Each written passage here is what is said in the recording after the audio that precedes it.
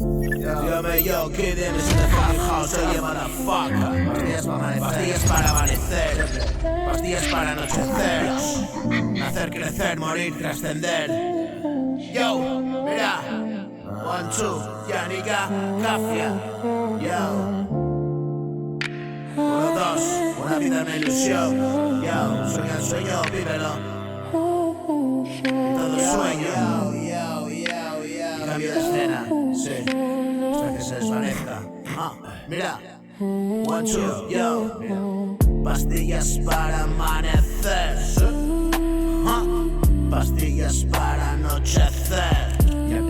Yo, nacer, crecer, morir, trascender, ascender como un gas por encima de la propia piel. Reinventarse al final, dejarse llevar por quien ha estado ya en ese estado infernal, en busca de la puta paz mental. Y no me vengas a buscar a menos que me quieras encontrar. En esta puerta vienen a picar tantos que ya no los recuerdo ya. Entre ficción y realidad existe un lugar, es el umbral, el albor de una nueva era. La puta marca de la bestia, bra. ¿La llevas o no la llevas? Sí. ¿Te quedas o no te quedas? Te vas sin más, saluda a mi fantasma cuando llegues más allá de la intensidad del mar tormentoso de la mente enferma.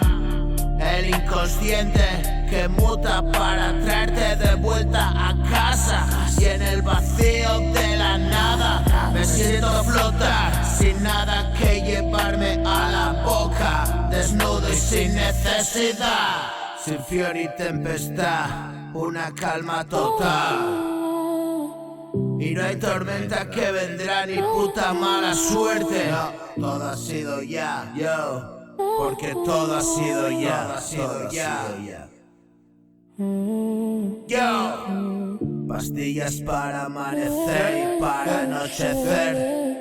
Nacer, crecer, morir, trascender, ascender como un gas por encima de la propia piel.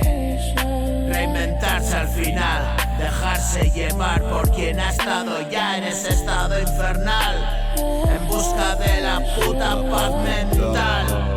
Y no me vengas a buscar a menos que me quieras encontrar.